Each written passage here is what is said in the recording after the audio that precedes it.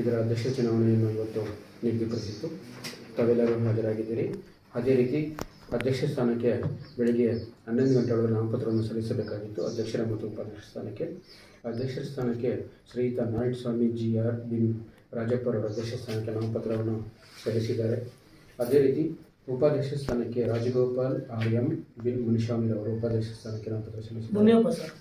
ಮುನಿಯಪ್ಪರವರು ಕೇವಲ ಒಂದೊಂದು ನಾಮಪತ್ರ ಮಾತ್ರ ಬಂದಿದೆ.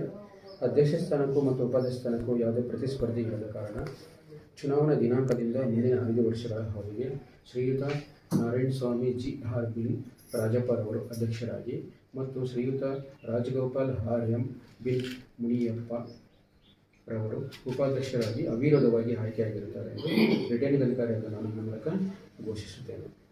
ಈ ಒಂದು ಚುನಾವಣೆಯನ್ನು ಎಲ್ಲರೂ ಲಾಸ್ಟ್ ಟೈಮು ಡೈರೆಕ್ಟ್ ಆಗಬೇಕಂದ್ರೆ ಅಷ್ಟೇ ಒಮ್ಮತದಿಂದ ಮಾತಾಡಿಕೊಂಡು ಎಷ್ಟು ಬೇಕೋ ಅಷ್ಟೇ ಹಾಕಿದ್ರಿ. ಇವತ್ತು ಸಹ ಅವಿರೋಧವಾಗಿ ಆಯ್ಕೆ ಮಾಡಿದ್ದೀರಿ. ನಿಮಗೆಲ್ಲರಿಗೂ ನಾನು ರಿಟರ್ನಿಂಗ್ ಅಧಿಕಾರಿ ನಾನು ವಂದನೆಗಳನ್ನು ಅರ್ಪಿಸ್ತಾ ಇದ್ದೀನಿ. ಲಾಸ್ಟ್ ಟೈಮು ನಿಮ್ಮದು ಚುನಾವಣೆ ನಿಗದಿಪಡಿಸಿತ್ತು. ನನಗೆ ಮೇಲೆ ಹುಷಾರಿಲ್ಲದ ಕಾರಣ ಅದು ಮುಂದೂಡಿದೆ. ಇವತ್ತು ಮತ್ತೆ ಫಿಕ್ಸ್ ಮಾಡಿದ್ದು. ಅದಕ್ಕೆ ತಾವೆಲ್ಲರೂ ಬಂದು ಈ ಒಂದು ಚುನಾವಣೆಯನ್ನು ಸುಸೂತ್ರವಾಗಿ ನಡೆಸಿಕೊಟ್ರೆ.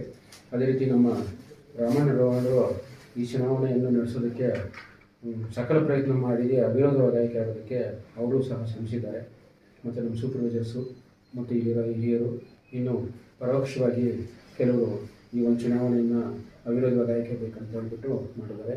ಅದೇ ರೀತಿ ನಮ್ಮ ಮಾಧ್ಯಮ ಮಿತ್ರರು ಸಹ ಇದನ್ನು ಲಾಸ್ಟ್ ಟೈಮು ನೋಟಿಫಿಕೇಷನ್ನು ಸಹ ಹಾಕಿ ಇದೆಲ್ಲ ಸುಸೂತ್ರವಾಗಿ ನಡೆಸ್ಕೊಳ್ಳೋದಕ್ಕೆ ಅವರು ಕಾರಣಕರ್ತರಾಗಿದ್ದಾರೆ. ಎಲ್ಲರಿಗೂ ವಂದನೆಗಳು ಅರ್ಪಿಸುತ್ತಾ ಸಭೆಯನ್ನು ಮುಕ್ತಾಯಗೊಳಿಸ್ತೇನೆ.